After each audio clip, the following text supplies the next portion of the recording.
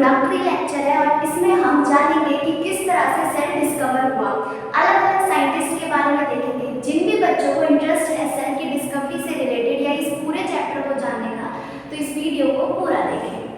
सबसे पहले अगर हम बात करें कि फर्स्ट सेल किसने डिस्कवर किया था, तो नाम आएगा रॉबर्ट हुक।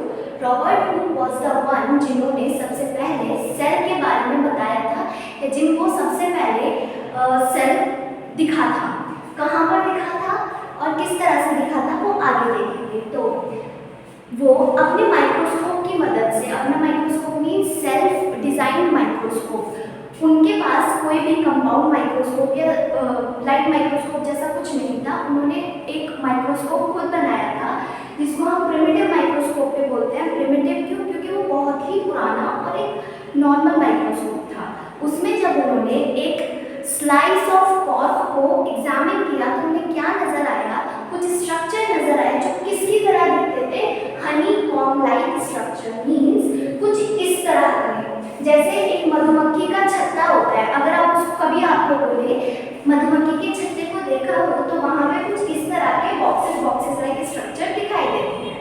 तो वैसे ही स्ट्रक्चर्स रॉबर्ट हुक को नजर आए। उन स्ट्रक्चर्स को या उन बॉक्सेस को रॉबर्ट हुक ने क्या नाम दिया? सेल।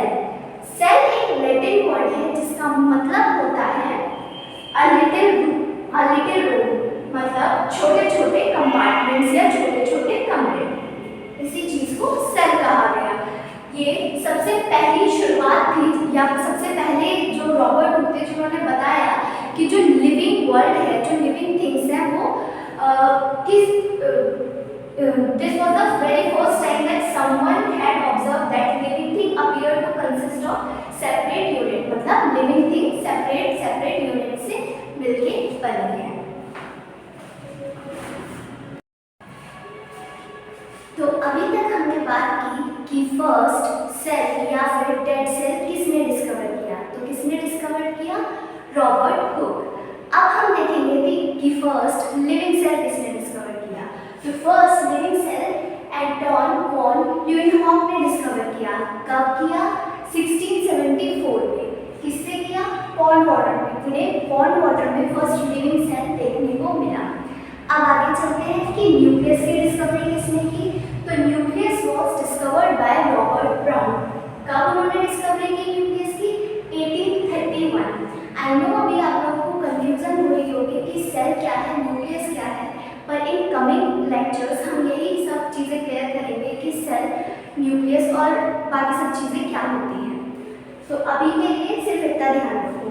पर जैसा कि हमने अभी देखा था कि रॉबर्ट हुक थे जिन्होंने हमें डेड सेल के बारे में बताया था। तो बिल्कुल भी कंफ्यूज मत करना कि रॉबर्ट ब्राउन और रॉबर्ट हुक ने, रॉबर्ट ब्राउन ने हमें न्यूक्लियस के बारे में बताया था और रॉबर्ट हुक ने हमें डेड सेल के बारे में बताया था।